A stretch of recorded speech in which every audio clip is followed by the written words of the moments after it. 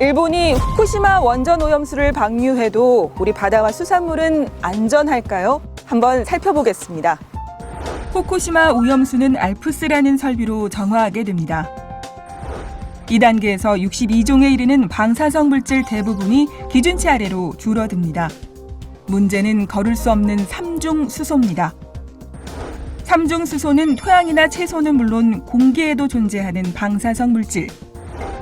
먹어도 기준치 이하면 인체에 별 영향이 없습니다. 일본은 오염수를 해수와 섞어 3중 수소 농도를 기준치 아래로 확 떨어뜨린 후 태평양으로 방류할 계획입니다. 커피 한 잔을 드셔도, 그리고 우유 한 잔을 드셔도, 계란 하나를 드셔도 다 방사성 물질이 들어있기 때문에 피폭을 받습니다. 건강에 문제가 생길 거다라는 우려는 전혀 하지 않으셔도 됩니다. 오염수가 방류되는 후쿠시마는 우리나라와 가까운 거리. 하지만 해류 순환의 측면에선 다릅니다. 지리적 관점으로 보면 우리가 한 후쿠시마하고 1000km 정도가 떨어져 있는데, 그런데 해양학적으로 보면 후쿠시마에서 우리나라까지는 2만 킬로미터 정도가 됩니다. 그래서 그 물이 돌려면 4, 5년이 걸리죠. 우리나라는 가깝지만 해류상으로는 가장 먼 곳에 있습니다. 해양과학기술원의 시뮬레이션에 의하면 방류된 오염수는 쿠로시오 해류를 따라 일본, 캐나다 등 북태평양 해역을 시계 방향으로 흐릅니다. 그리고 4년 뒤 마지막으로 일본 남쪽과 우리나라 남해안에 올 것으로 예측됩니다.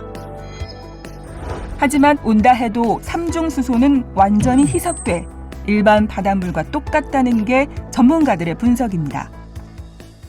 후쿠시마 사고 직후에는 지금 오염수 탱크에 들어있는 방사성 물질의 양보다 수천 배, 수만 배 되는 방사성 물질이 그냥 무방비로 태평양으로 쏟아져 나왔어요.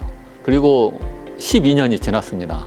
근데 우리나라 바다에 의미 있는 영향이 전혀 없었어요. 2만 킬로를 돌아서 해류를 통해서 온 이후에는 아주 미미하고 자연 상태에 있는 거의 동일한 양이라고 볼 수 있습니다.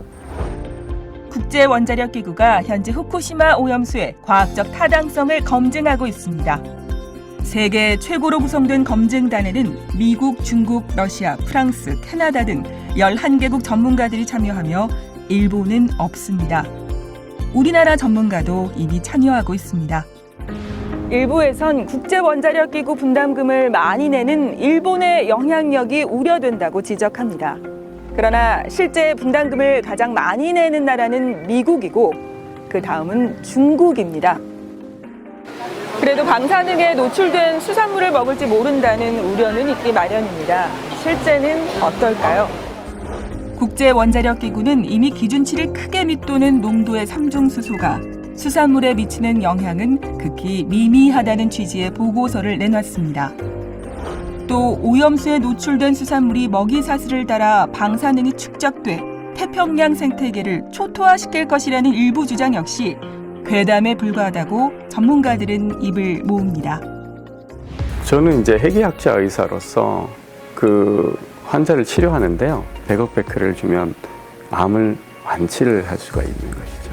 그래서 100억이 들어와도 문제가 안 되는데 우리가 얘기하는 그 일본산 3중 수소는 10만 분의 1 베크렐이에요. 후쿠시마 원전 사고가 난 지 12년이 지났습니다. 사고 이후 우리 정부는 수산물 검역과 조사를 철저히 해왔고 앞으로도 그럴 것입니다. 오염수 방류 여부에 관계없이 국민의 안전과 건강이 최우선이라는 원칙에는 변함이 없습니다. 괴담이 아니라 과학적인 진실을 바탕으로 국민의 안전에 최선을 다하는 정부가 될 것입니다.